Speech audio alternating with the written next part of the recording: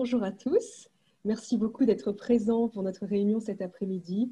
Nous sommes vraiment ravis de vous accueillir pour une rencontre par Zoom avec des participants de plusieurs pays francophones à l'occasion de la Semaine mondiale de l'harmonie interconfessionnelle.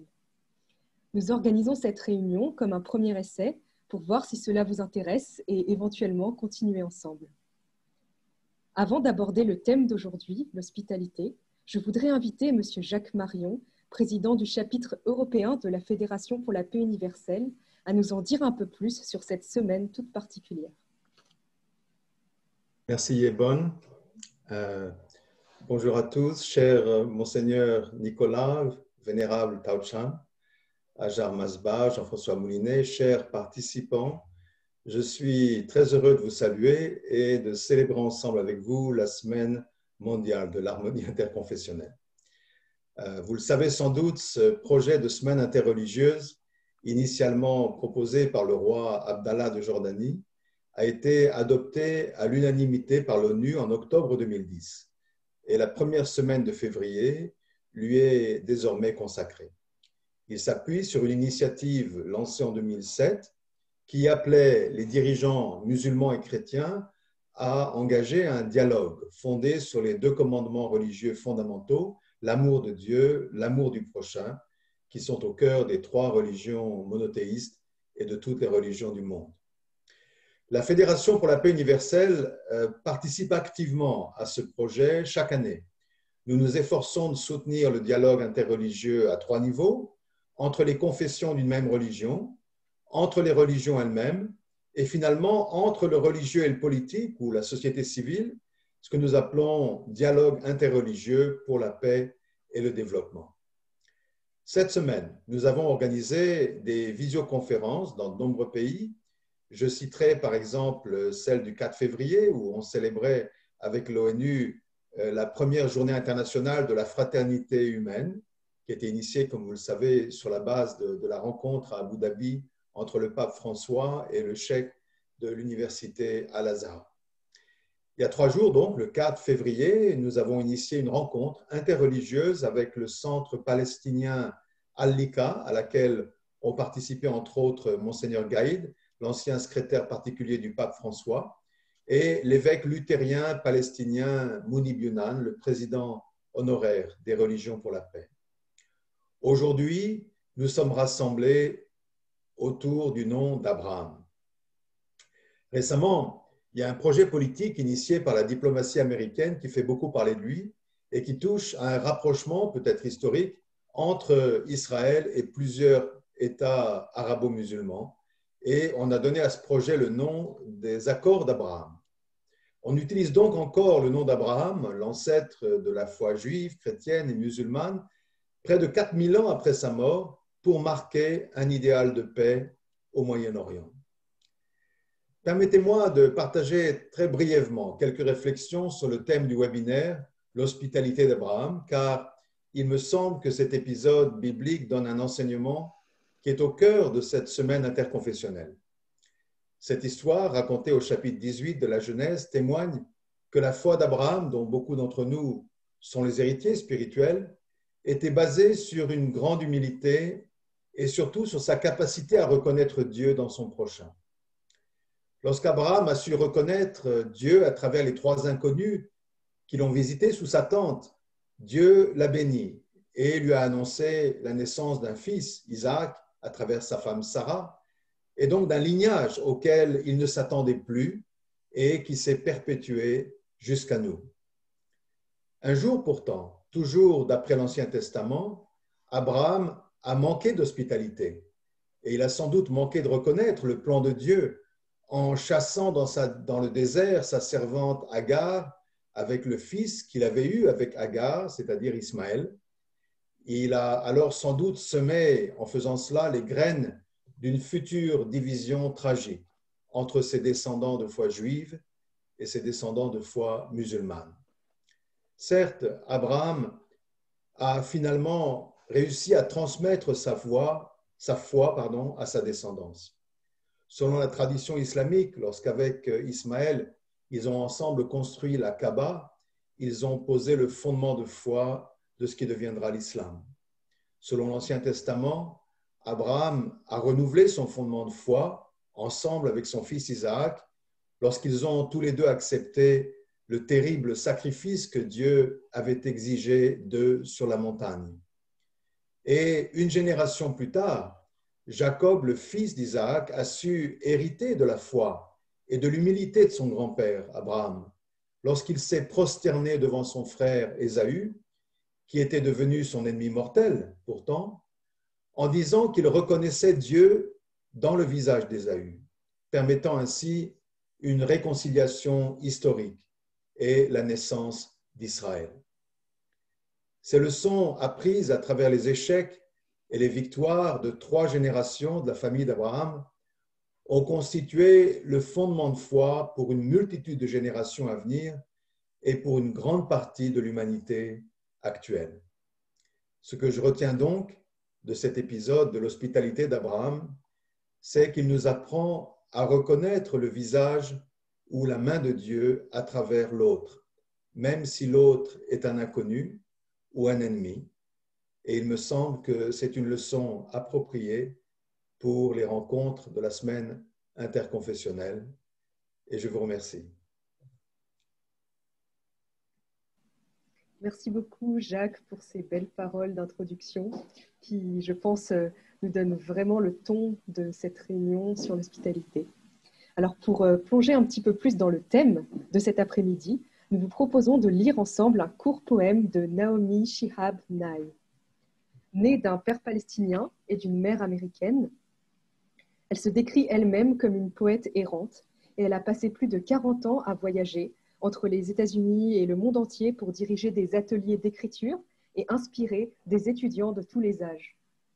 Elle désire surtout utiliser son écriture pour témoigner de notre humanité commune. Elle nous a donné la permission de traduire son poème pour notre réunion d'aujourd'hui. Cela a été fait par M. Didier Guignard et Mme Claire Château, et c'est Mme Château qui va le lire pour nous ce soir.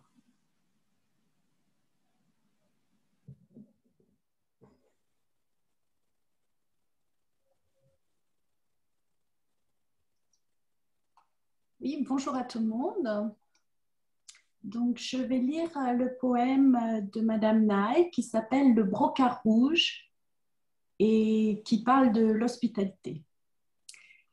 Les Arabes disaient autrefois, lorsqu'un étranger se présente à votre porte, nourrissez-le pendant 3 jours avant de lui demander qui il est, d'où il vient et où il va.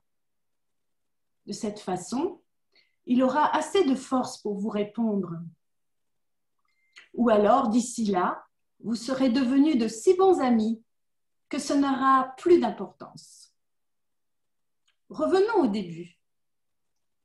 Voulez-vous du riz? Des fruits secs? Tenez, prenez donc cet oreiller en brocart rouge. Mon enfant va donner de l'eau à votre cheval. Non, je n'étais pas occupée lorsque vous êtes arrivés. Je n'avais rien de prévu non plus. C'est le rempart derrière lequel on s'abrite pour faire croire qu'on a un rôle important à jouer dans le monde. Je ne répondrai à aucune autre sollicitation. Votre assiette vous attend. Nous allons mettre de la menthe fraîche dans votre thé.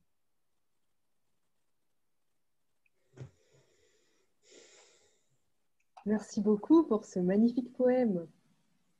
Nous allons maintenant lire 3 extraits de textes sacrés sur le thème de l'hospitalité. Nous vous encourageons à noter ce qui vous touche à la lecture de ces textes ou commentaires pour éventuellement le partager dans les discussions qui suivront la lecture de ces différents textes. Ces discussions auront lieu en groupe, en petits groupes. Alors, nous allons commencer par le texte du judaïsme. Le judaïsme affirme l'hospitalité comme un des devoirs les plus saints. La première lecture sera donc celle de la Bible hébraïque, Genèse chapitre 18, versets 1 à 8. Elle sera lue par Madame Noémie Komagata-Nguyen de Suisse.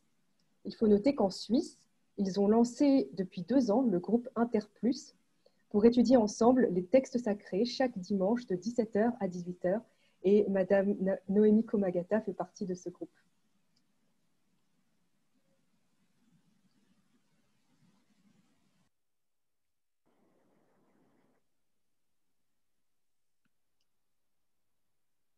Bonsoir, je vais donc lire ce texte.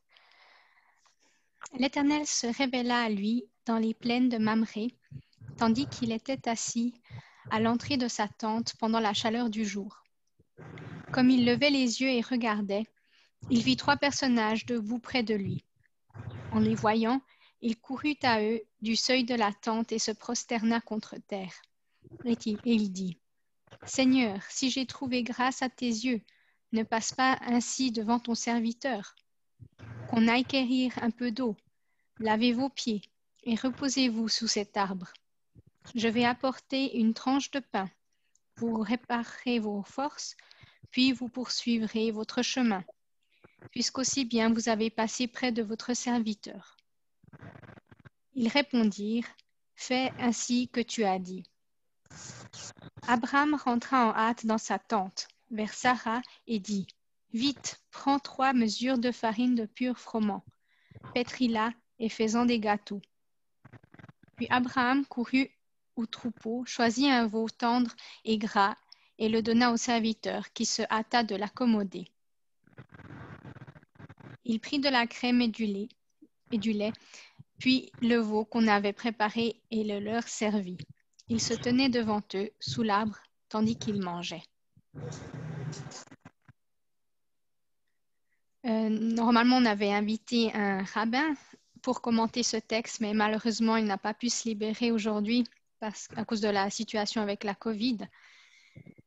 Pour un peu situer ce texte, en fait, le chapitre précédent raconte l'ordre de Dieu à Abraham de se circoncire et de circoncire sa famille. La circoncision est généralement effectuée 8 jours après la naissance, mais dans ce texte, Abraham en a 100. Et les commentateurs rabbiniques reprennent le fait qu'Abraham est assis à l'entrée de sa tente à la chaleur du jour. Et il se remet de son opération, donc on peut s'imaginer qu'il a une grande douleur, mais on voit que c'est un grand signe c'est une grande hospitalité parce qu'il veille sur ses hôtes malgré cette souffrance.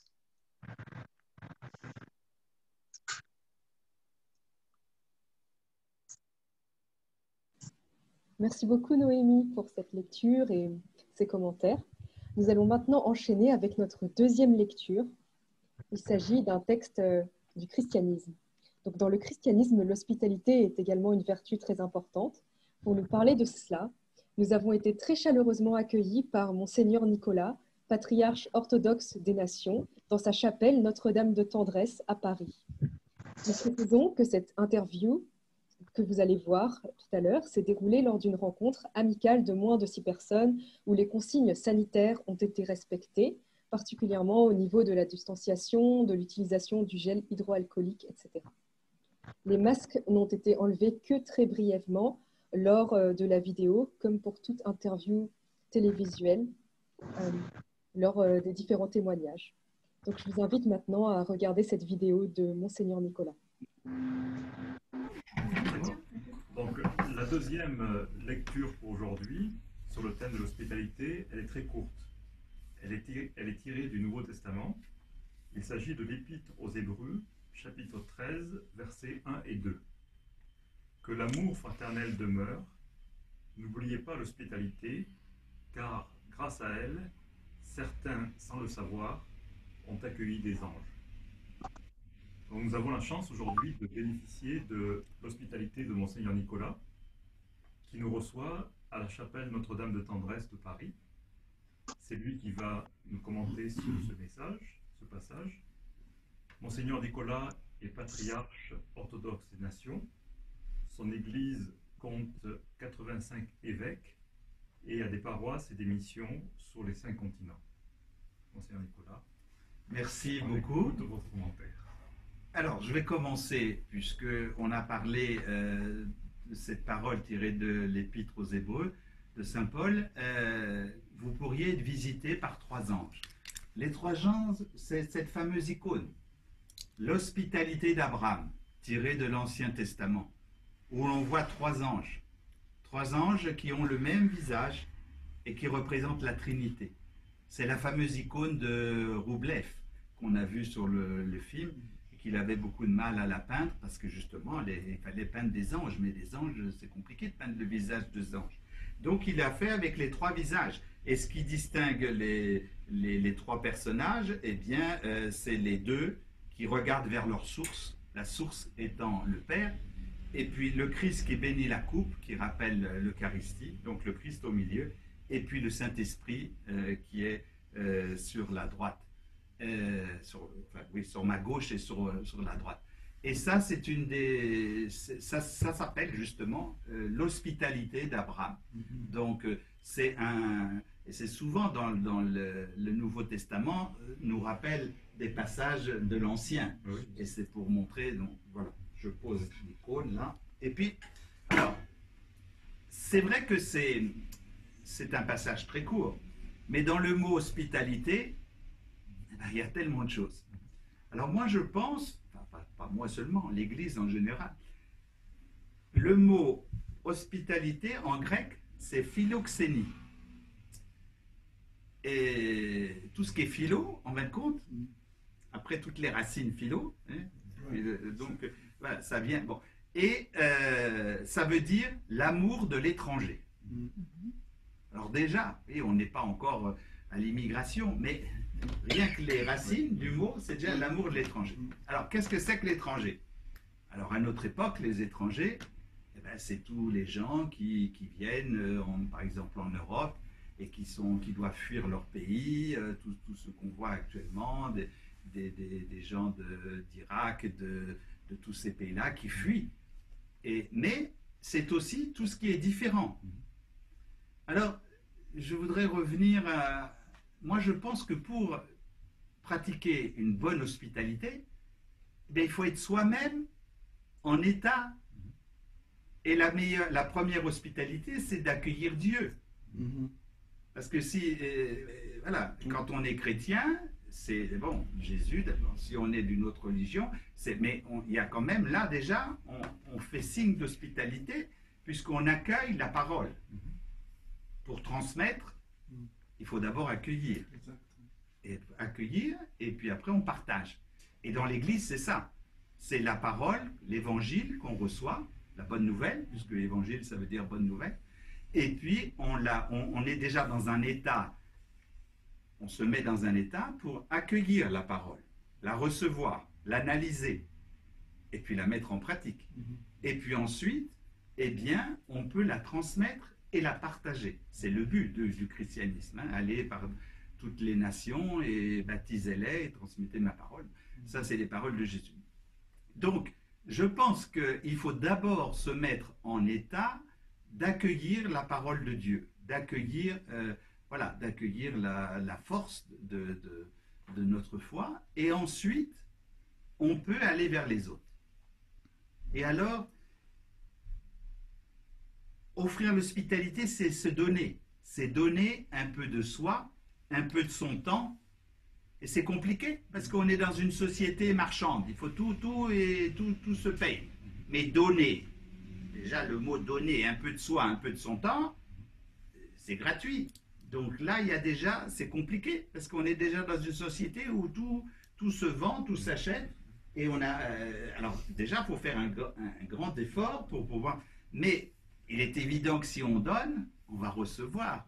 Et on va recevoir tellement, on va recevoir l'amour des autres. Et puis la différence, parce qu'on parlait tout à l'heure d'accueillir les étrangers, mais c'est étranger, c'est quelqu'un qui est différent de nous. Donc ça peut être quelqu'un qui vit dans le même pays, mais donc qui a d'autres goûts, ça peut être d'autres religions, d'autres façons de penser, de consommer, enfin, c'est très large. Et c'est comme ça qu'on s'enrichit. Parce que si on s'enferme et qu'on pense qu'on détient la vérité, je ne vois vraiment pas comment on peut dialoguer avec l'autre. Et on a un problème actuellement dans nos sociétés, on le voit pour tout, c'est que tout le monde veut imposer son point de vue, mais on ne s'écoute pas. Personne n'écoute. Tout le monde veut parler, personne n'écoute. Et parler, pourquoi pas, c'est ce que je suis en train de faire en ce moment, mais il faut ouvrir sa tête, ouvrir son cœur pour écouter ce que l'autre a à dire. Et souvent, quand l'autre écoute, eh bien, il est évident que quand nous écoutons l'autre plutôt, eh bien qu'on peut se dire, bah tiens, après tout, j'ai pas vu cet aspect-là, et peut-être qu'il a raison, et à ce moment-là, je me remets en cause, et c'est comme ça qu'on peut avancer. Parce que si on est persuadé qu'on a raison, c'est pas la même chose. Vous savez, il y a deux façons. Quand on est chez soi, quelqu'un frappe à votre porte. Alors, il y a deux catégories de gens. Il y a ceux qui ouvrent la porte, et puis il y a ceux qui s'enferment à double tour, qui ont peur. Et le problème, il est là. Ben, je crois que c'est mieux d'être... Et l'hospitalité, c'est d'être dans la première catégorie. D'ouvrir sa porte, d'accueillir l'autre, et puis l'autre, après, va ouvrir votre porte. Et alors déjà, il faut le faire, bien sûr, accueillir, mais il faut le faire déjà sur soi-même. Pour accueillir l'autre, il faut déjà se mettre déjà sur son visage. Bon, en ce moment, on a des masques, bon, mais si on sourit, qu'on regarde les gens dans les yeux, eh bien déjà, les gens, regardez dans la rue, même pour demander un renseignement, eh bien, les gens, ils vont venir vers celui qui a la tête la plus sympa, parce qu'ils se disent, l'autre va m'envoyer promener. Et déjà, l'hospitalité, ben, c'est d'être disponible. Et si vous êtes fermé, ou parce que vous êtes enfermé dans vos problèmes, eh bien, il n'y aura pas de communication avec les autres. Donc, déjà se mettre en condition de déjà sourire, regarder les gens, les écouter. Parce que si on parle tout le temps, ben, l'autre, il va comment... Et puis l'aider aussi à s'exprimer, parce qu'il y a des gens qui sont plus timides, qui osent pas. Et donc le fait d'aller vers eux et de les mettre à l'aise, et de les... c'est ce que fait l'Église. Vous savez, dans l'Église, on accueille. D'ailleurs, on accueille quand un nouveau-né ou quand on baptise, on dit on accueille. C'est toute l'Église qui accueille le futur baptisé. Et puis, quand il y a des funérailles, malheureusement, j'en fais quelques-unes, surtout en ce moment, eh bien, le prêtre va au-devant sur la porte de l'église, il accueille le décédé et il dit c'est l'église tout entière qui accueille. Et là, il y a encore, et l'accueil, c'est quoi? C'est l'hospitalité. Et donc, déjà dans le fonctionnement de l'église, mais c'est valable, je suppose, pour nos frères dans les mosquées, dans les synagogues, un peu partout, enfin, je suppose, eh bien, il y a ce sentiment d'accueillir l'autre. Alors, on peut être ferme, ça ne veut pas dire non plus qu'on va partager obligatoirement les opinions des autres. Moi, je discute avec des frères musulmans, je ne deviens pas musulman. Mais on peut se retrouver sur des choses essentielles ou des choses que je n'ai pas compris ou dans parce que les écritures, c'est que des interprétations. C'est écrit comme ça, notamment chez les chrétiens, c'est souvent des paraboles, des choses. Et après, il faut interpréter qu'est-ce que Jésus a voulu dire. Mais c'est justement parce qu'il les a fait en parabole que c'est plus facile, parce qu'on peut les interpréter. Mais c'est là qu'il faut travailler sur les points qui achoppent pour aller vers l'autre. Aller vers l'autre. Moi, même si on ne m'accueille pas bien, ben, c'est pas grave. Moi, j'en veux pas aux gens. Je dis peut-être que c'est leur formation, c'est leur éducation. Peut-être si moi, je fais un effort supplémentaire pour aller vers eux, peut-être ils vont s'ouvrir, peut-être autrement. Et ça, c'est important, parce qu'on ne peut pas avoir une vraie hospitalité si dans notre cœur, on n'est pas... Voilà. Alors après, on a tous les problèmes de maintenant. Voilà, on voit bien, alors ça, c'est des problèmes politiques. Moi, je parle surtout au niveau religieux. Mais quand on voit tous ces gens qui fuient leur pays parce qu'il y a la guerre, bon, ben, moi, si j'étais à leur place, je ferais pareil. Hein, parce qu'il faut sauver sa peau. Hein.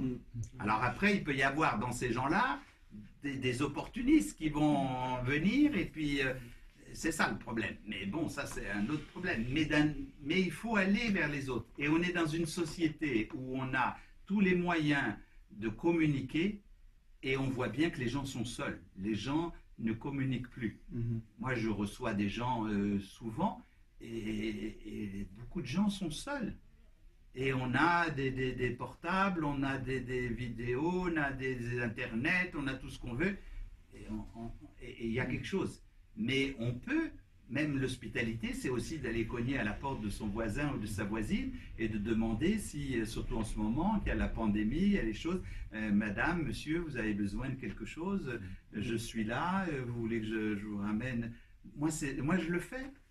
Mais je dis pas ça parce que pour me dire je suis mieux que les autres, c'est pas ça. Mais je veux dire, il suffit de pas grand-chose des fois. Mais c'est ça, c'est des grandes choses, accueillir les autres, les étrangers, les gens différents, mais c'est aussi commencer par soi-même, hein, autour de nous. Et nous, moi en tant que chrétien, ça c'est encore, là je parle en mon nom, mais c'est la moindre des choses, parce que nous, c'est une obligation dans l'Église, on doit, et c'est pour ça qu'il y a un problème actuellement, parce que quand je vois que tous ces gens sont contre les étrangers, tout ça, et si on est chrétien, il y a un problème, il y a un gros problème. Mais si on commence déjà à se remettre en cause soi-même et à se dire qu'est-ce que je peux faire autour de moi, on peut changer le monde déjà. Ouais.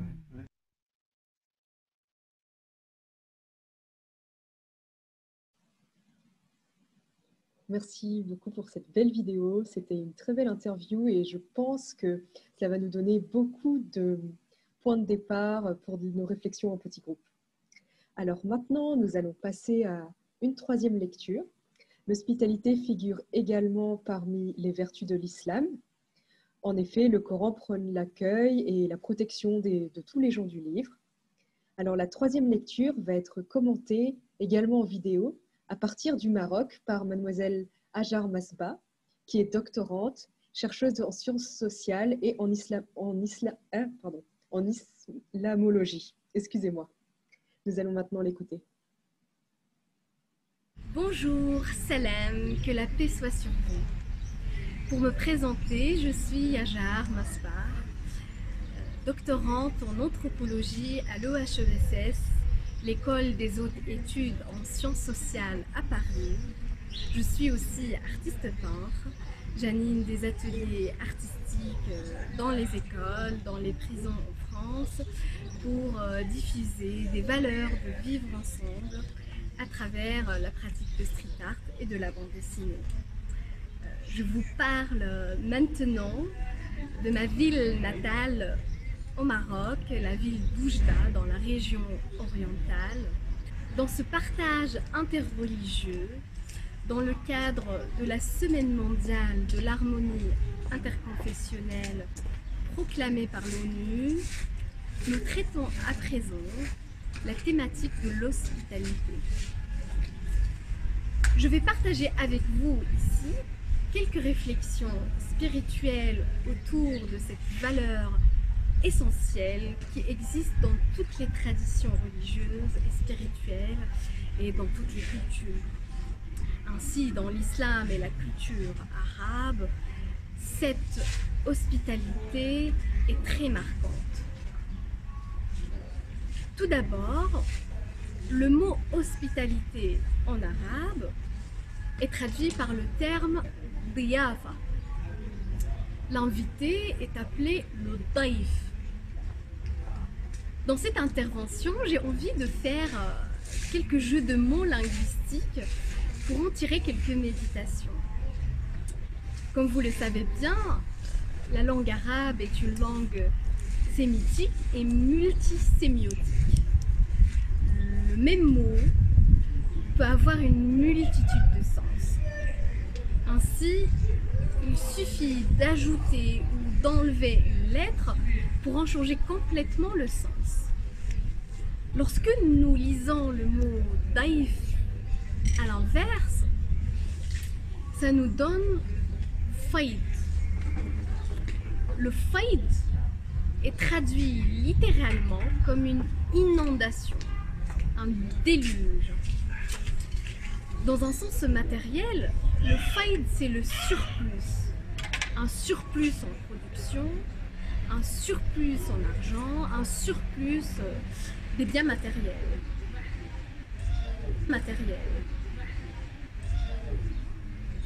Chez les mystiques, le faïd, c'est un état de subversion divine où l'homme se sent envahi, se sent porté par une présence transcendante et immanente qui est Dieu. C'est un état de surplus spirituel. D'ailleurs, les grands philosophes arabes, Al-Farabi et Ibn Sina à Avicenne en Europe, ont développé tout un corpus philosophique de ce concept al-fayd al-ilahi, la grâce divine, qui est pour eux à l'origine de l'acte premier à l'origine de la création. C'est un concept philosophique très complexe qui nécessite beaucoup de développement et des séances pour le saisir.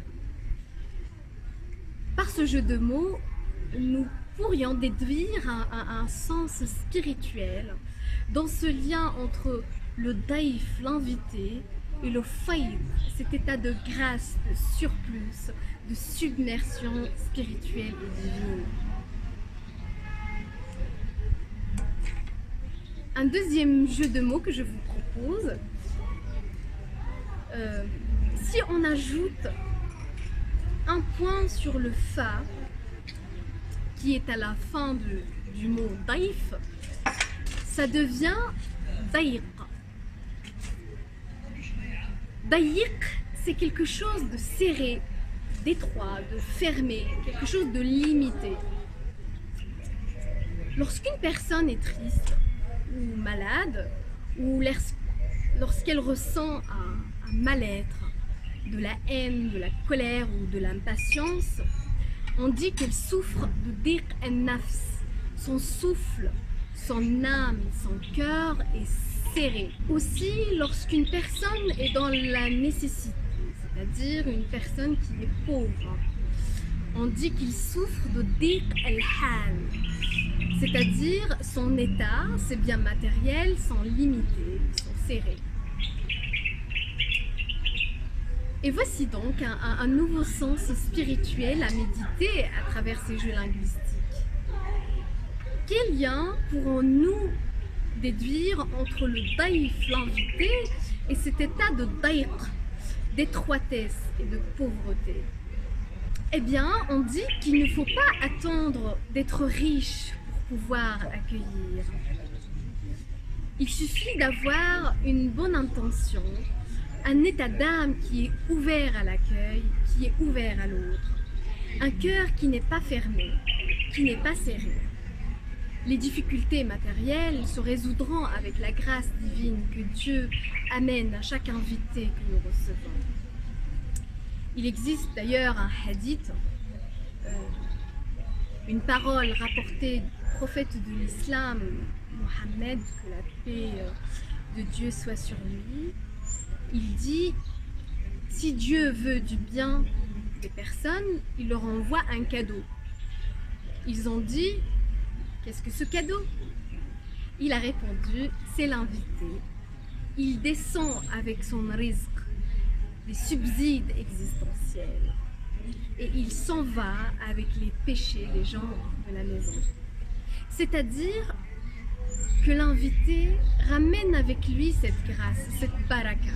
Il rentre avec des subsides qui permettent aux gens de le nourrir.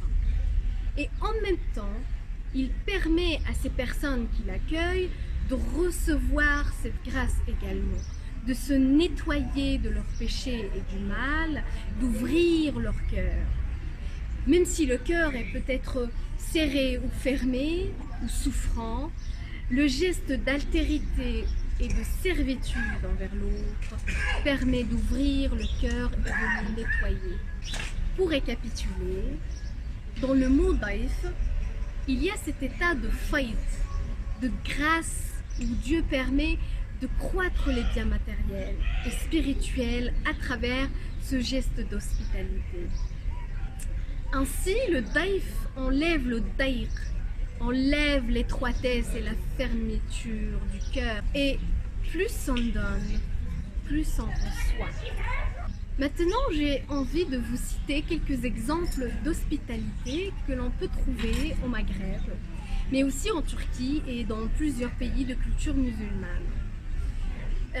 Il y a une habitude dans certaines régions, surtout pendant le mois du Ramadan, de laisser la porte ouverte et une assiette de plus réservée aux passagers. Et au Maroc, qui est connu par sa culture d'hospitalité, les étrangers qui ont visité ce pays peuvent en témoigner, l'expression d'hospitalité se manifeste souvent à travers la nourriture. Le partage de la nourriture est un acte de fraternité. D'ailleurs, les repas au Maroc sont souvent présentés dans une seule grande assiette. C'est rare de manger seul dans une assiette individuelle. Les plats individuels est un phénomène plutôt moderne au Maroc. On trouve cette pratique plutôt chez des familles de classe bourgeoise et plutôt occidentalisées. Mais dans la majorité des Marocains, qui appartiennent plutôt à des classes moyennes, pauvres, mais aussi dans certaines familles bourgeoises qui gardent encore ce lien avec la culture traditionnelle marocaine, manger dans la même assiette est très symbolique. C'est un outil pour tisser des liens sociaux, des relations sociales. C'est une expression de solidarité et de fraternité.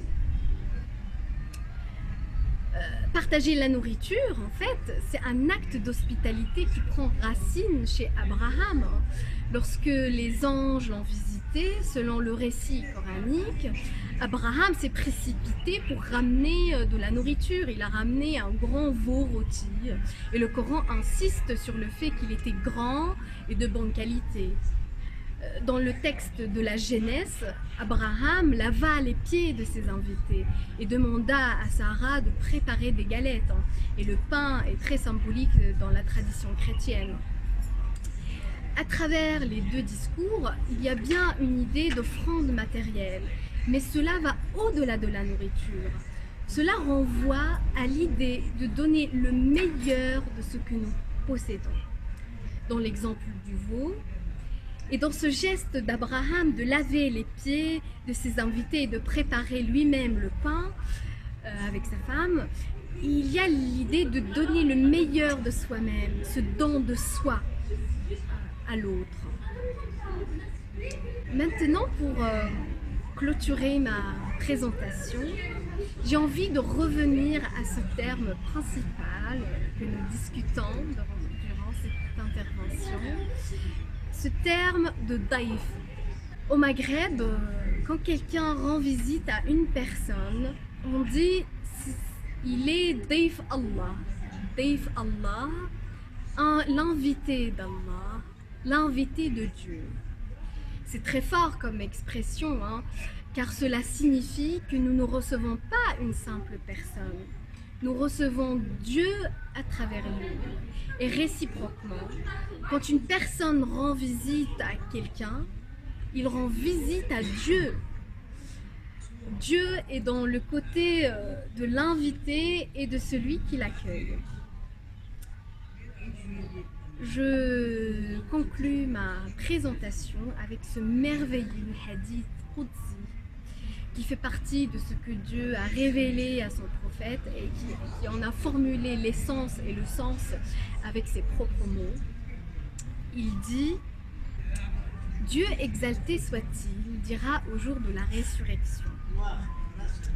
Ô fils d'Adam, j'étais malade et tu ne m'as pas visité. » L'homme répondra « Mon Seigneur, comment aurais-je pu te visiter alors que tu es le maître des univers ?» Dieu répond « Ne savais-tu pas que mon adorateur, un tel, était malade et pourtant tu ne lui as pas rendu visite? Si tu lui avais rendu visite, tu m'aurais trouvé auprès de lui. Ô fils d'Adam, je t'ai demandé de me nourrir et tu ne l'as pas fait. Mon Seigneur, comment aurais-je pu te nourrir alors que tu es le maître des univers?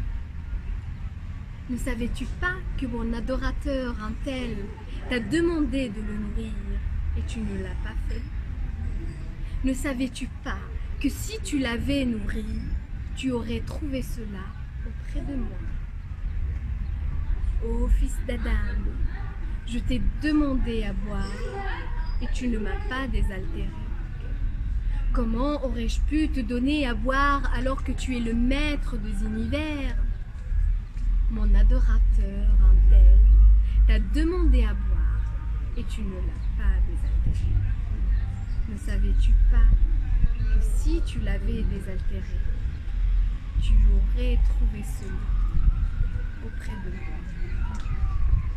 Je vous remercie pour votre écoute pour votre accueil et que la paix régnera dans ce monde.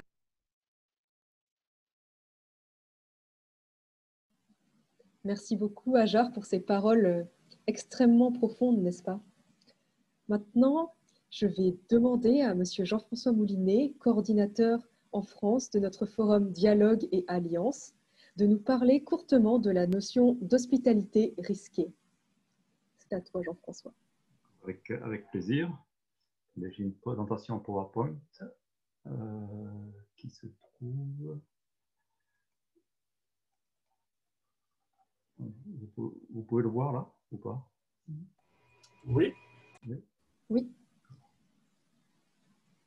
D'accord. Donc, ce que je veux, comme j'ai bien compris, Hajar, je veux vous remercier tous et toutes qui sont nos invités de Dieu ce soir. Chacun d'entre vous, vous êtes les invités de Dieu pour nous ce soir. Donc, en préparation pour la réunion, je vous avais envoyé un petit lien pour regarder quelques minutes, 6 minutes du film Les Misérables de Victor Hugo, où on voit Monseigneur Myriel, l'évêque de Digne, qui accueille un ex-bagnard du nom de Jean Valjean. Donc cette partie est très très émouvante. Et ce petit bout de film illustre pour moi ce que certains appellent l'hospitalité risquée. L'évêque, il a pris beaucoup de risques en fait pour accueillir Jean Valjean, mais à travers son accueil, il a pu changer le cœur de ce bagnard. Donc je voudrais pendant quelques temps vous expliquer pourquoi nous en sommes venus à la réunion. Qu'est-ce qui nous a donné l'idée de la réunion d'aujourd'hui? Donc l'an dernier, nous avons beaucoup travaillé pour terminer l'introduction d'un livre, de ce livre qui existait en anglais, qui fait 914 pages, qui a 165 thèmes, qui a demandé 5 ans de recherche sur les différents textes sacrés. Ça a demandé beaucoup d'efforts. Et l'an dernier, on a pu les mettre sur un site où vous pouvez les télécharger. Mais si vous voulez, pour nous, ce qui est important, ce n'est pas d'avoir un beau livre dans une bibliothèque, mais c'est que ce livre soit utilisé. Et donc, c'est pour ça qu'on a été très heureux lorsque, dès qu'on a fini ce livre-là, il y a une personne, la responsable jeune de Religion for Peace en Bosnie, qui nous a écrit et qui nous a dit « Ce que vous faites me fait penser à une technique appelée scriptural reasoning » ou raisonnement scriptural, ou on l'a traduit par partage scriptural. C'est une nouvelle approche du dialogue interreligieux moderne où les Écritures sont mises au centre. Il s'agit essentiellement d'outils de dialogue interreligieux. Et donc ça, cette idée d'outils, ça m'a beaucoup plu. Il faut vraiment qu'on voit, parce qu'on a tous nos volumes, on a nos 24 volumes. Si cet outil peut nous permettre de les utiliser, c'est vraiment intéressant. Donc j'ai fait une certaine recherche sur le raisonnement scriptural, et j'ai vu que ça a commencé en 1992. Au début, c'était une discipline seulement universitaire. Donc ça a commencé principalement avec 2 professeurs. Le professeur Peter Hawkes, qui est à l'université de Virginie, qui est professeur d'études judaïques modernes, et un autre professeur qui est en Angleterre, le professeur David Ford, qui est à l'université, professeur de religion à l'université de Cambridge. Et donc, au début, c'était vraiment entre universitaires, et plus ils ont avancé, et plus c'est devenu pour des réunions ouvertes à tous et ouvertes à toutes les religions. Donc, au début, ils ont commencé entre juifs et chrétiens, ensuite juifs, chrétiens, musulmans, et maintenant entre toutes les religions.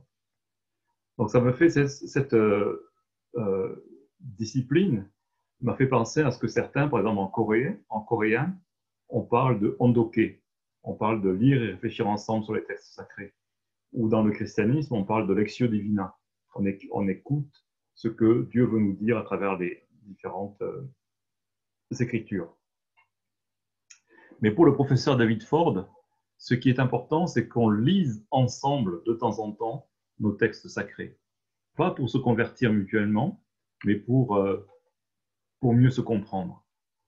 Par exemple, il nous dit « Je pense que l'exploration d'amitiés risquées au-delà des frontières, alors que de nombreuses divisions existent dans notre monde, est l'une des choses les plus importantes pour apporter une guérison à ces divisions.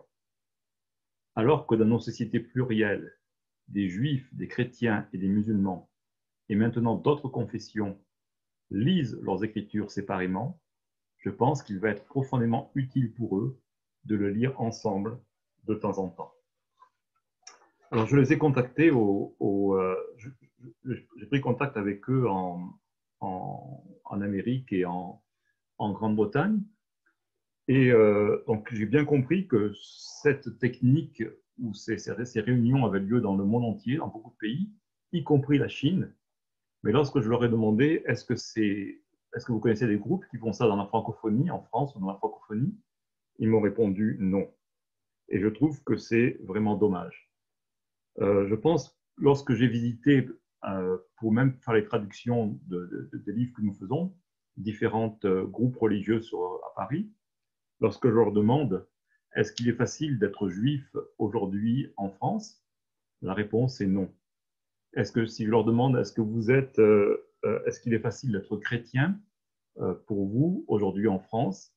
La réponse c'est non aussi. Si on demande « Est-ce qu'il est facile d'être musulman pour vous en France aujourd'hui ?» La réponse souvent c'est non. Tout à l'heure, on va écouter le vénérable Michel Tao Chan. Peut-être il nous dira si il est facile d'être bouddhiste en France aujourd'hui. Donc c'est pour ça que j'essaye d'étudier comment il travaille. Et l'un de mes espoirs, c'est que vraiment on puisse commencer ce type d'activité en France ou dans la francophonie. Spécialement ce que David Ford appelle des amitiés risquées. Je trouve ça, c'est vraiment très, très intéressant.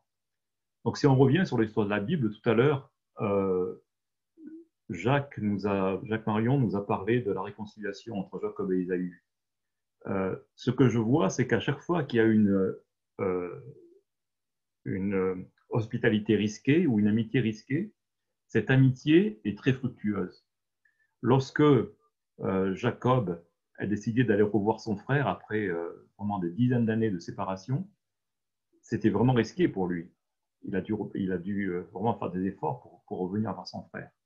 Lorsque on voit le fils de Jacob, par exemple, Joseph, qui était devenu premier ministre d'Égypte, lorsqu'il a accueilli ses frères en Égypte, c'était aussi risqué.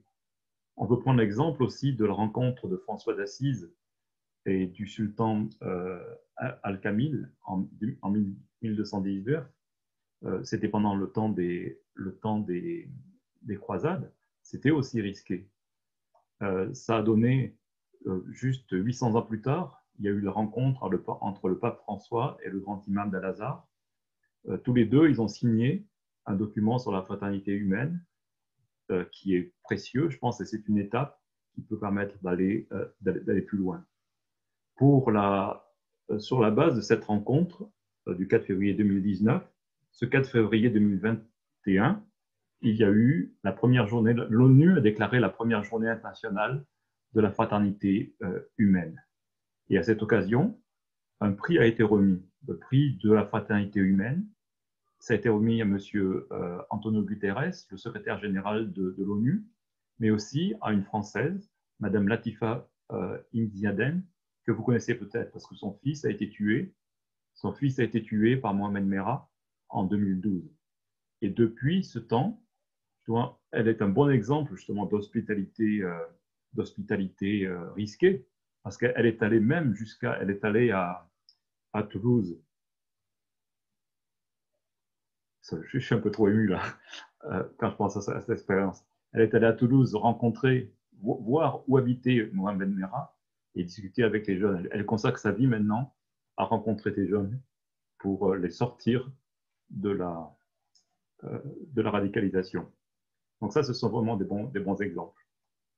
Je peux vous citer aussi l'exemple de Nelson Mandela et du président De Klerk, donc qui ont travaillé ensemble en Afrique du Sud.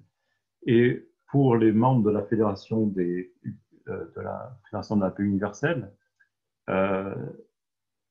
je peux vous citer deux cas d'amitié risquée du fondateur, le révérend Moon et Madame Moon, qui ont, dans leur vie, ils ont vraiment risqué beaucoup de rencontrer des personnes, pour se lier d'amitié avec eux et travailler pour la paix avec eux. Donc en 1990, ils ont rencontré le président Gorbatchev à Moscou, et surtout en 1991, il y a exactement 30 ans, ils ont rencontré le président Kim Il-sung en Corée du Nord. Et il faut que vous compreniez que le président Kim Il-sung est celui qui avait envoyé le révérend Moon dans un camp de concentration pendant plusieurs années auparavant. Donc, dans le livre que Madame Moon vient d'écrire, qu'on vient de traduire en français, qui s'appelle Mère de la paix, à la page 221, Madame Moon explique un petit peu elle explique beaucoup de choses sur ces rencontres, combien ces rencontres ont été difficiles. Et là, je vais vous lire juste un petit paragraphe. C'est « Avec le recul, je me dis que c'est au moment où le communisme était à son apogée que mon mari et moi-même avons pris tous les risques pour aller à Moscou et à Pyongyang. Avec un cœur joyeux, représentant le monde libre, nous avons embrassé des ennemis qui nous avaient sévèrement persécutés. Ils en ont été émus et nous avons pu nous réconcilier. Nous avons ainsi jeté les bases de l'unification et de la paix. Nous sommes allés en Corée du Nord, non pour obtenir quelque chose, mais pour faire partager un amour authentique et sincère. Pour Dieu, mon mari et moi avons pardonné l'impardonnable. Pour l'humanité, nous avons aimé le détestable. » Donc cette réunion avait lieu en Corée du Nord il y a 30 ans, et depuis nous voyons il y a eu beaucoup d'activités. Il y a eu la construction, par exemple, d'une ambassade de paix à Pyongyang, la construction d'usines économiques, d'usines automobiles, des échanges culturels, beaucoup d'activités. Et donc cette année, on va célébrer le 30e anniversaire de cette rencontre. Donc ce que je voulais faire, c'était surtout vous inviter à... je vous souhaite beaucoup d'hospitalité risquée pendant cette nouvelle semaine, en respectant les gestes barrières. Je vous remercie. Un grand merci Jean-François pour cette présentation qui nous donne encore beaucoup d'éléments de réflexion, je pense. Nous allons rester en Orient avec notre dernier intervenant. Aujourd'hui, il s'agit du vénérable Michel Tao-Chan, président fondateur du Cercle de réflexion des nations, que nous allons retrouver dans la chapelle de Monsieur Nicolas. Chance aujourd'hui d'avoir également le vénérable Michel Tao-Chan avec nous. Michel Tao-Chan est président fondateur du Cercle de réflexion des nations. Il a été ordonné moine bouddhiste et aussi ordonné soufi il y a très longtemps, bouddhiste très longtemps, soufi plus récemment. Et il est un homme d'une grande ouverture d'esprit, d'une grande ouverture de cœur et de volonté. Et il va nous apporter un point de vue plus extrêmement oriental sur la question de l'hospitalité.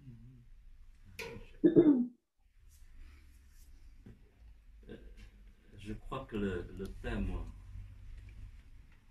hospitalité m'a beaucoup touché, car je suis très bien accueilli dans toutes les religions par les grands maîtres, les personnes responsables. Et c'est cela qui m'a poussé à aller encore plus loin pour comprendre réellement le fondement, la racine, la source de cette notion qui émane dans toutes les religions, la notion de hospitalité. Et ça m'a touché également sur le problème actuel aujourd'hui, parce que le terme hospitalité, c'est un terme qui touche aujourd'hui 7,7 milliards de personnes qui habitent sur cette terre. Et si vous voulez dire de la part de l'Asie, ça touche 4,5 milliards de personnes. C'est un problème beaucoup plus important que qu'on le pense, parce que c'est notre vie en elle-même de relation avec d'autres.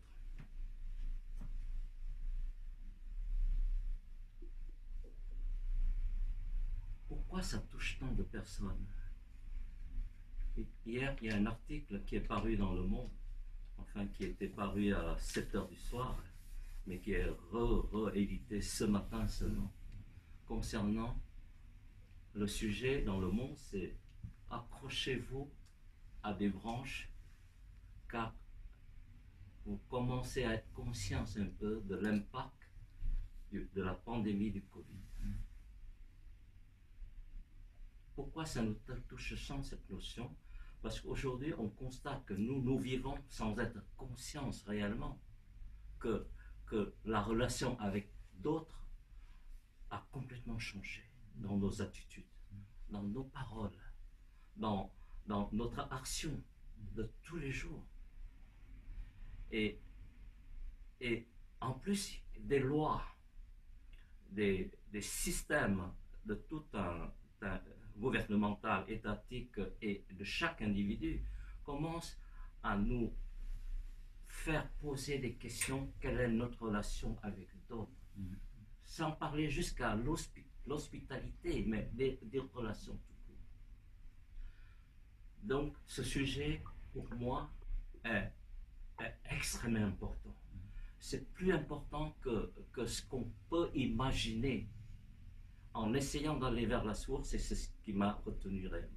Voilà la notion de hospitalité que j'ai reçue.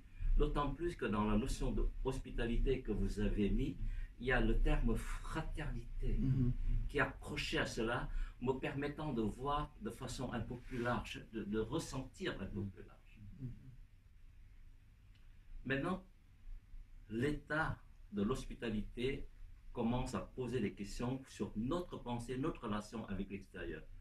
Mais en même temps, ça nous donne une opportunité d'aller vers le fond de nous-mêmes pour comprendre qu'est-ce qui se passe, accroché à quelque chose que nous appelons Dieu, ou nous appelons divinité, ou autre, à l'intérieur de nous-mêmes, pour être ancré sur quelque chose qui permette de parfaire, de harmoniser avec l'extérieur. Sinon, vous êtes accroché sur une branche et que l'arbre est en train de pas pourrir, ne n'utilise pas ce terme. L'arbre est en train d'être, comment dirais-je, comme une poussière qui tombe. Quelles sont donc les causes, l'origine de cette chose-là? Moi, je crois qu'on peut résumer très simple. D'abord, ça augmente la peur de l'autre, ça augmente la méfiance chez l'autre. Et surtout, ça détruit notre croyance, notre foi en quelque chose dans l'être humain lui-même.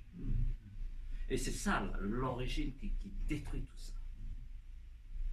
Mais en même temps, dans cet exercice sur nous-mêmes, il y a quelque chose qui a été envoyé, enseigné par des gens spirituels ou des gens de tous les jours qui nous permettent de dire, tiens, c'est une opportunité pour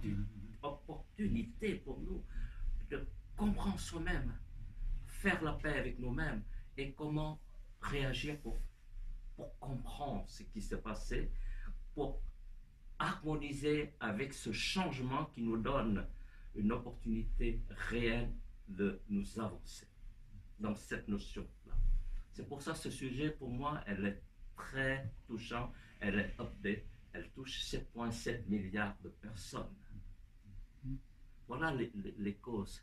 Et maintenant, d'ailleurs encore plus, dans cette cause-là, la peur de nous-mêmes, la peur des autres, et la peur de tout ce qui fait partie des êtres vivants. Le virus lui-même, c'est un être vivant qui fait partie de nous. On l'avait tellement effrayé qu'ils commencent à se changer, à se transformer en différents variants pour eux-mêmes. Et tout ça, c'est quelque chose qui nécessite une approche différente, parce que l'air du temps est différent, parce que les conditions de changement sont différentes. Voilà. Et comment peut-on comprendre et améliorer et adapter à cette nouvelle notion? C'est-à-dire, pour moi, c'est la cessation de cette peur. Même chez le Covid, la cessation de cette peur, la compréhension même au fond de moi-même qu'il y a une certaine divinité en soi, qui est toujours là, qu'on appelle Dieu, qu'on appelle Bouddha, qu'on appelle nos saints, nos maîtres, etc. Et ils sont là. Et comment faire de telle manière que cela va nous changer ou nous adapter de telle manière qu'on peut faire face à quelque chose en paix. Et pour résumer cette notion-là, je crois que pour parler de l'Asie, j'ai essayé d'étudier tous les grands mots de sagesse en rapport avec cette notion-là. Et il y a une phrase qui me permet de s'accrocher à cela, pour la cessation, pour l'adaptation à ce mot qui est vraiment précieux, qui est la vie et le rapport entre les êtres humains. La phrase que j'ai pu retenir de l'enseignement de ça, c'est « l'autre n'existe pas ».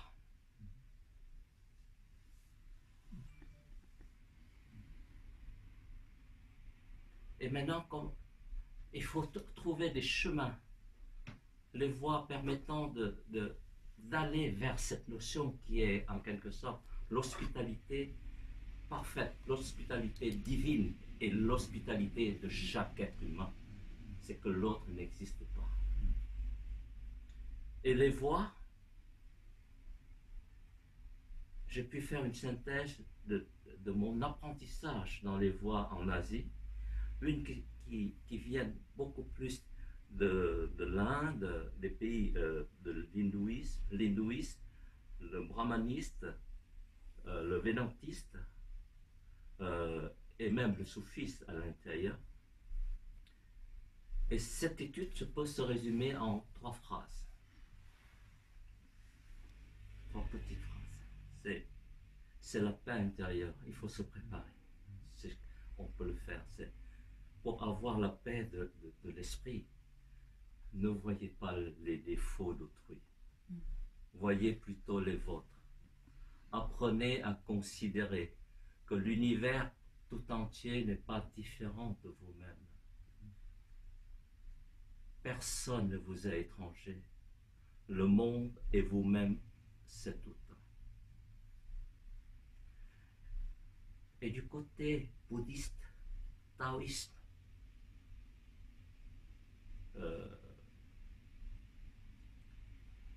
Confucius et des grands maîtres,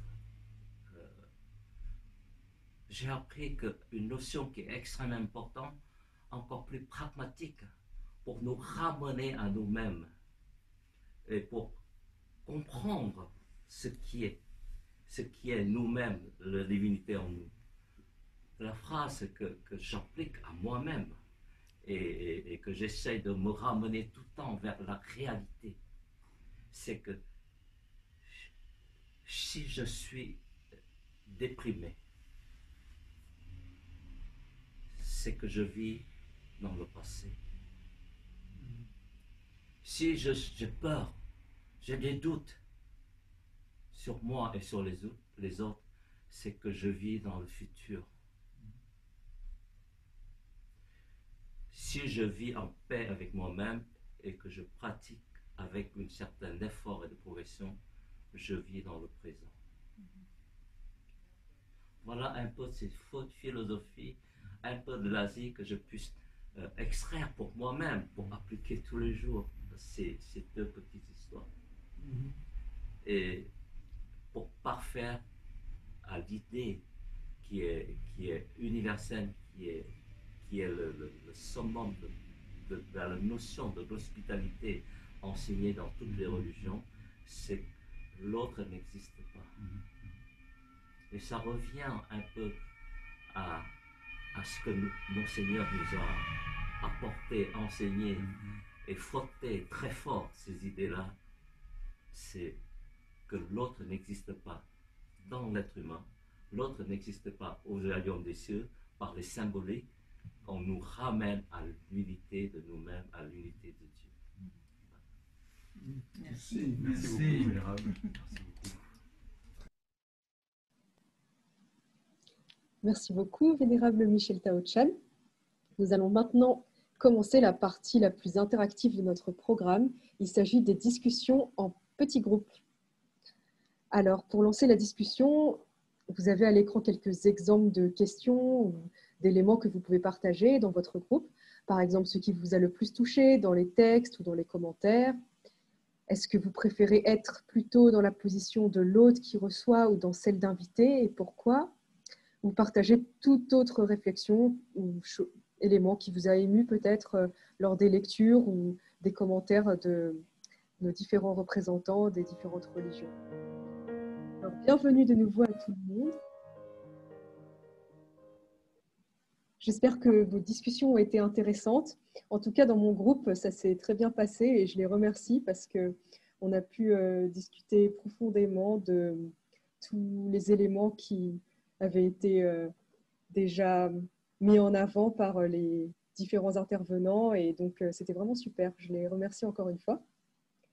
Alors avant de se quitter, nous serions reconnaissants si vous pouviez répondre à un court sondage qui va apparaître sur votre écran dans le but de savoir si vous avez apprécié la réunion.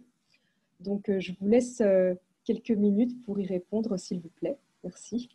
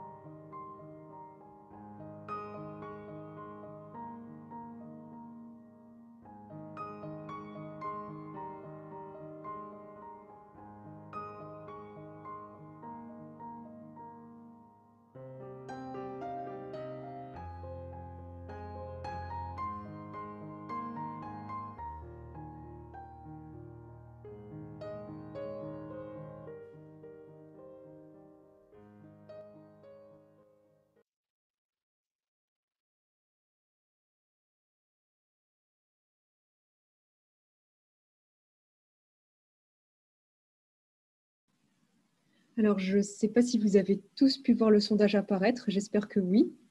En tout cas, si on peut partager les résultats, Victor, je crois qu'ils sont vraiment très positifs.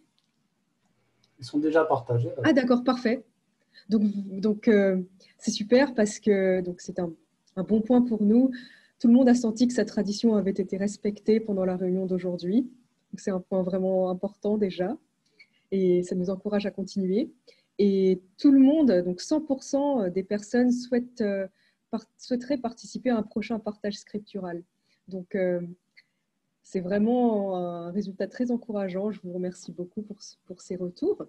Et puis, on voit qu'au niveau de la fréquence, ça serait peut-être une fois par mois, avec un thème qui ressort, la rencontre de Dieu dans les Écritures. Je vous remercie encore pour votre réponse qui va nous aider à bien préparer les prochaines sessions. En tout cas, pour la suite, nous vous encourageons à consulter notre site textesacrédumonde.fr qui va présenter 165 thèmes différents qui peuvent vous être utiles si vous voulez également organiser ce genre de partage avec d'autres personnes, d'autres religions autour de vous. Et puis, surtout, cette semaine, pour continuer sur cette bonne lancée et mettre cette hospitalité en pratique, nous vous encourageons à aller rencontrer de nouvelles personnes, frapper à de nouvelles portes et puis mettre en pratique cette hospitalité. Voilà, je vous remercie beaucoup pour votre participation et j'ai hâte de vous revoir à une prochaine réunion. Merci encore et à bientôt. Bonne soirée.